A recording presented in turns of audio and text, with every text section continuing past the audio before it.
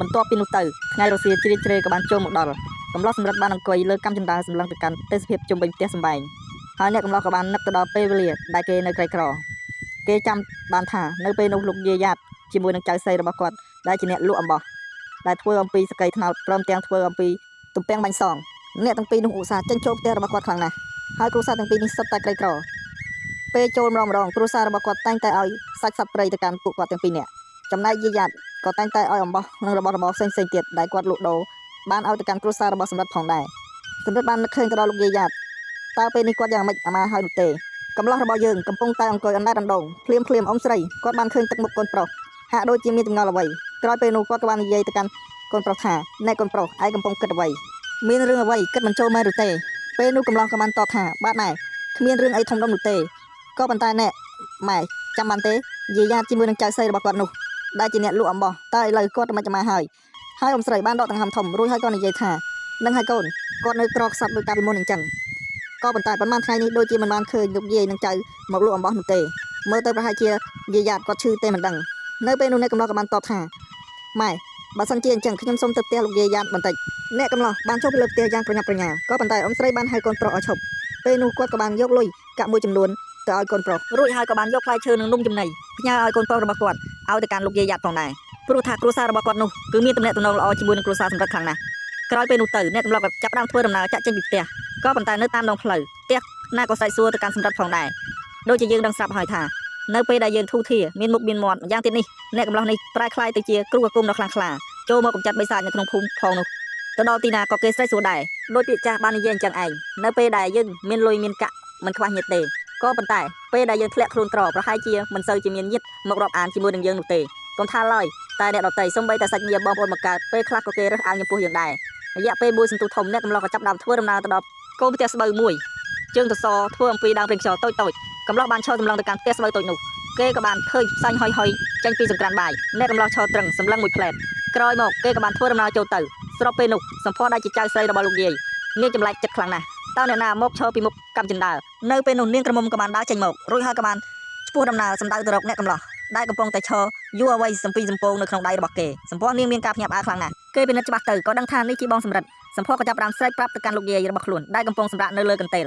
យាយយ៉ាតគាត់កំពុងមានជំងឺមួយរយៈនេះគាត់មិនអាចទៅលក់អំបោះបានសម្ផស្សក៏បានសួរទៅកាន់សម្រិតថាបងសម្រិតខ្ញុំឮថាលោកអ៊ំនិយាយថាបងបានស្លាប់បាត់បង់ជីវិតនៅក្នុងព្រៃចុះហេតុអ្វីបងអាចវិលត្រឡប់ចូលមកកាន់ទីកន្លែងនេះបានសម្រិតក៏បានសម្លឹងទៅកាន់ស្រីក្រមុំរួចហើយក៏បានតបថាណែតាមពិតទៅបងមិនបានស្លាប់នោះទេបងគ្រាន់តែចូលទៅក្នុងព្រៃសច្ចាំងហាត់រៀនមន្តអាគមតែប៉ុណ្ណោះកំឡោះសម្រិតក៏បានសម្លឹងទៅកាន់សម្ផស្សត្រឹមតែមួយរយៈពេល3ឆ្នាំនាងពេញក្រមុំពេញរូបពេញរាងមានរូបសម្រស់ស្រស់ស្អាតដូចជាផ្កាមួយរយៈពេល3ឆ្នាំនាងគ្រាន់តែជាក្មេងស្រីតែប៉ុណ្ណោះក៏ប៉ុន្តែនៅពេលដែលនាងមានរូបស្រស់សម្រស់ស្រស់ស្អាតខ្លាំងណាស់សម្រិតហាក់ដូចជារៀងអៀនជាមួយនឹងនាងដែរក្នុងពេលនោះកំឡោះក៏បានធ្វើដំណើរឡើងទៅលើផ្ទះរួចហើយក៏បានក្រាបសំពះទៅកាន់លោកយាយយ៉ាតកំឡោះសម្រិតក៏បានជូននំចំណីទៅកាន់លោកយាយយ៉ាតលោកយាយបានក្រោកឡើងបន្តិចសម្លឹងទៅកាន់អ្នកកំឡោះក្រោយមកគាត់ក៏បានសាកសួរថាចៅជាចៅសម្រិតមែនឬទេសម្រិតញញឹមរួចហើយយកដៃរបស់គេទៅស្ទាបដៃរបស់លោកយាយ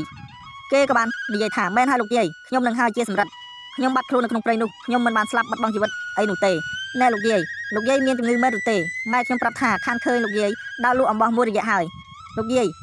ដកដង្ហើមធំក្រោយមកគាត់ក៏បានតបថាមែនហើយចៅយាយមានជំងឺរយៈពេល3 4 10ថ្ងៃទៅហើយណែយាយឲ្យសម្ផស្សគេទៅទិញថ្នាំនៅផ្ទះគ្រូផ្ទះម៉ដែរក៏ប៉ុន្តែលេបទៅហាក់ដូចជាមិនកប់នោះទេសម្រាប់ឃើញស្ត្រីចាស់នោះមើលទៅដូចជាមានសភាពលំបាកលំបិនកំឡោះនិយាយថាណែលោកយាយណែលុយកាក់មួយចំនួននោះលោកយាយទុកទិញអ្វីហូបទៅម្យ៉ាងទៀតរឿងលុយកាក់ជាបាទៅកាន់លោកយាយនោះចាំខ្ញុំជាអ្នកចាត់ចែងបន្តិចទៀតចាំឲ្យសម្ផស្សទៅហៅលោកគ្រូពេទ្យមកពិនិត្យលោកយាយនឹងផ្សាយផ្សំថ្នាំឲ្យត្រូវជាមួយនឹងជំងឺរបស់លោកយាយទៅលោកយាយកុំបណ្ដោយតាមអីមើលទៅអាការៈរបស់លោកយាយនេះចាប់ផ្ដើមធ្ងន់ធ្ងរហើយយាយយ៉ាតរំភើបចិត្តខ្លាំងណាស់បន្ទាប់ពីឃើញអ្នកកំឡោះនេះបាននិយាយដូច្នេះទៅកាន់គាត់គ្រួសាររបស់គាត់គេរើសអើងខ្លាំងណាស់គ្មានអ្នកស្រុកអ្នកភូមិណាគេយកភ្នែកមើលមកកាន់ពួកគាត់នោះទេបើនិយាយទៅសពថ្ងៃសម្ផស្សគឺជាស្រីក្រមុំដែលមានរូបរាងសម្រស់ស្រស់ស្អាតម្នាក់ដែលមានចរិតចរិយាល្អប្រសើរផងដែរ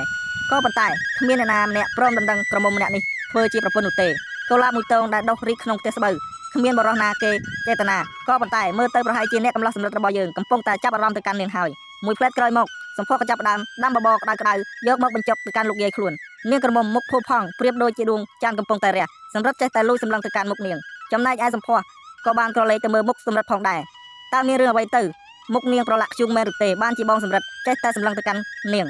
ក្រោយពីបញ្ចុកបបរទៅកាន់លោកយាយរួចអ្នកទាំងពីរក៏បានចុះពីលើផ្ទះសម្រាប់ក៏បានឲ្យប្រាក់មួយចំនួនធំទៀតទៅកាន់នាងក្រមុំក្រោយមកគេក៏និយាយដែរផ្ដាំថាសម្ផស្សអូនយកប្រាក់នេះទៅរកគ្រូពេទ្យមកព្យាបាលទៅកាន់លោកយាយ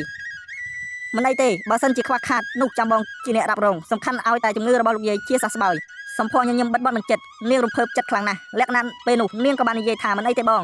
រឿងនេះចាប់ខ្ញុំជាអ្នកចាត់ចែងក៏ប៉ុន្តែលុយនេះខ្ញុំមិនហ៊ានទទួលយកទេព្រោះថាវាមានចំនួនច្រើនណាស់តែសម្រាប់ចេះតែបង្ខំនាងព្រមទទួលយកលុយកាក់នេះទៅព្យាបាលលោកយាយទៅជំងឺរបស់គាត់ក៏ចាប់ផ្ដើមធ្ងន់ធ្ងរហើយបើសិនជាមិនព្យាបាលទាន់ពេលវេលានោះទេប្រកាសជាពិបាកកាយខៃមកវិញខ្លាំងណាស់ក្រោយពីនោះទៅអ្នកកំឡុងក៏ចាប់ផ្ដើមលា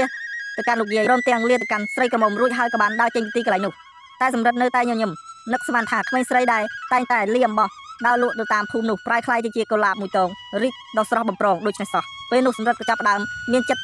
ទៅកាន់ស្រីក្រមុំហើយទេតើទីមួយនោះគឺដោយសារតែឃើញរូបសម្ផស្សរបស់នាងស្អាតដោយសារតែក្រមុំនេះនាងរស់នៅក្នុងជីវភាពលំបាកខ្លាំងពេកក៏ព្រោះតែចិត្តអាណិតធ្វើឲ្យអ្នកកំឡោះនេះស្រឡាញ់បន្ថែមទៀតម្យ៉ាងទៀតនោះគឺក្រមុំនេះមានចិត្តដឹងគុណទៅដល់អ្នកមានគុណដូចជារូបគេផងដែរបន្ទាប់ពីនោះទៅស្រីក្រមុំក៏បានទៅប្រាប់លោកយាយរបស់ខ្លួនរួចហើយគេក៏បានទៅអញ្ជើញលោកគ្រូពេទ្យឲ្យមកពិនិត្យនិងព្យាបាលទៅកាន់លោកយាយផងដែរ